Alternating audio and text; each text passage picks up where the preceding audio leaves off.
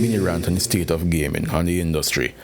Wokism has infected 95% of games, be it sequels like Remnant 2 or remasters like Mass Effect Legendary Edition or remakes like Resident Evil 4. It's a unicorn now to find a modern game that doesn't have some woke nonsense in it. Be it a bunch of funny man or be it people who don't know the difference between male and female, or be it this misandrist or anti-male thing, or be it this girl boss thing. It's like you just can't have a decent, respectable game anymore in which men are men, women are women, and you have nice friendly banter between the two sexes. Is that these people do not understand how to interact with the opposite sex. I suppose it's 20% of them becoming funny man. I guess there's a good reason for that.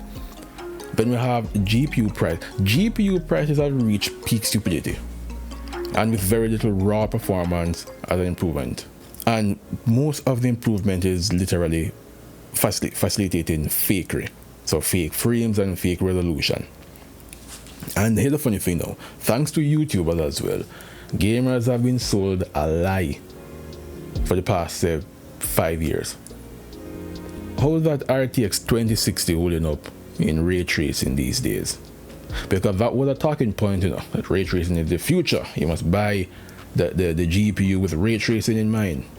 That was a selling point for the 20 series and the 30 series. And then now look, you have to use fake frames in order to get a proper ray tracing experience, and the fake frames is restricted to the 40 series. And the 40 series have, with the exception of like the $1,000 cards, have barely any better performance than the 30 series. And every reviewer, every benchmark that they're using, they always put on DLSS and XeSS and FSR to bolster the results. And I'm like, you probably shouldn't be using those technologies in your talk, because you are normalizing this fake nonsense, this fake performance as real performance. So just turn on DLSS. You see these fake things, fake frames and fake upscaling and fake resolution, they are literally useless, literally pointless if the card is powerful enough to run it on its own. I can get, with ray tracing off, I can get 140 frames in Hitman 3, for example. Hitman 3 also does support the fake resolution. That feature is turned off because my card is more than powerful enough to run it. So I, for the life of me, I can't understand why we are accepting this weird notion where the card is less powerful, so I can't run it, but then we fake it. And everybody's celebrating this thing, not realizing the danger, that mindset, or what is the negative outcome of that type of thinking. Because if the cards know, if most of the advancement is in fakeries, right, and not the raw performance, what will happen is fake resolution tech version 5.0 will give you a much better image quality than 3.0, but your favorite game uses 3.0 and wasn't updated to 5.0. You bought a new GPU, a new mid-range GPU for $1,000 because that's the trend that we're going these days. If you haven't gotten out of the PC gaming industry altogether, you bought a new mid-range GPU for $1,000 US, and you play your game, and then your game has barely any improvement because your new $1,000 mid-range in raw performance is barely any better than your old card, and your game wasn't updated to fake version 5.0. You also have the issue of nothing being in alignment. Next-gen consoles were released 3 years ago, but it's just now you're getting games that even begin to look next-gen. On a broad spectrum, you might have one or two, like I think Ratchet & Clank look good, right? But for the most part, it's just past year, this year, and next year you'll see some next proper game that's okay, this look like next-gen. But here's the problem, the next-gen consoles can barely run the next-gen games. So they have to be using the same fake nonsense and running at a super low resolution and mid settings and all these things. And I'm like, but this is supposed to be the next gen console. So if anything, the next gen console should have been released either this year or next year. That way, they can run the games that are on the next-gen engines. So you have a weird case in which by the time games on next-gen engines come out, the next-gen consoles that they're built for are already outdated. They literally became outdated before they were even relevant, and so you now need to have a PS5 Pro, an Xbox Series Pro, or whatever they want to call it. And speaking of these next-gen engines, what's up with the performance on these engines? The games look better than the last gen, no doubt. However, they don't look 100 or 200% better to warrant or justify the 70% lower FPS you're getting trying to run them without the fake nonsense. And most of these performance black hole of a tech demo masquerading as games are powered by Unreal Engine 5. So is this a problem with the engine, or is this an optimization problem?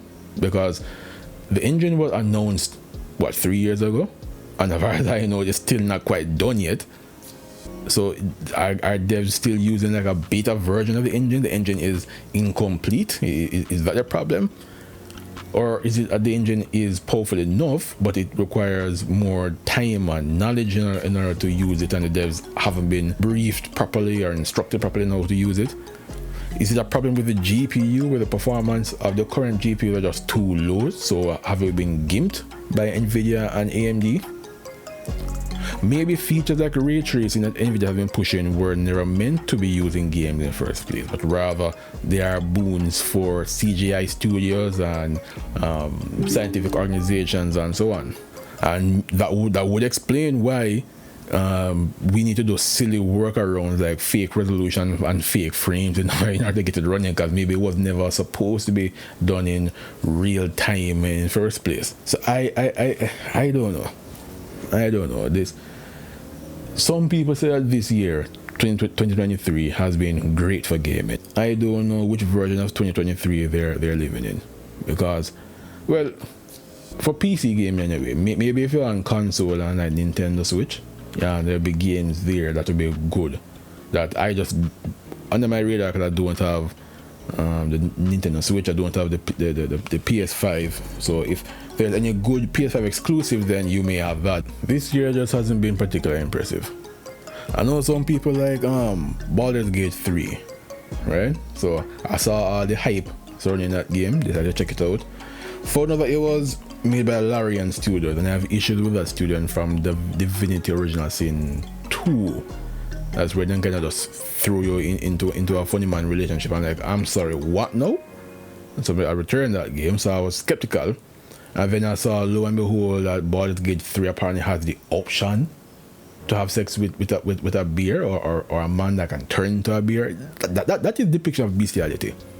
And so you have this very weird thing now where people were complaining that, or they were cheering that the removal of a camera shot of Miranda's rear end in Mass Effect was good because it was degraded and hypersexualized or whatever, but at the same time they are celebrating having sex with an animal. But like, where is your line? I do not understand. That makes no sense to me. That makes no sense. So I'm not touching Baldur's Gate 3. About Remnant 2, based on the reviews, and that was a massive disappointment because those reviews mention none of the flaws of the game, of which there are plenty. Not least of which the game literally has no ending. I guess it was built with DLC in mind. I saw one game, a game trailer, Crimson Desert. That looks interesting, but against the backdrop of all these things, my expectations are severely reduced. So I hope it's good. At no point would you want to see a game that doesn't insult you right off the bat. But at no point you want to see a game that's bad, because a bad game is one less game for you to potentially buy. It's one less avenue of entertainment for you. Right? So at no point do you want to see a bad game or a game. Right? But at the same time, it doesn't mean that you should be a stupid shill and just pre-order everything and get hyped for every local trailer. Anyway, this was a more of a cathartic rant on my end. You guys, if you come across this video and you've been playing games in 2023, tell me what your experience has been like. Because maybe there are games out there that I just miss that would warrant this type of praise that some people have been giving it. But me, I don't know. It looks more and more that I can keep my GPU for another 5 years if games keep going at this rate. It doesn't matter about the system requirements, because I won't be interested in the game anyway.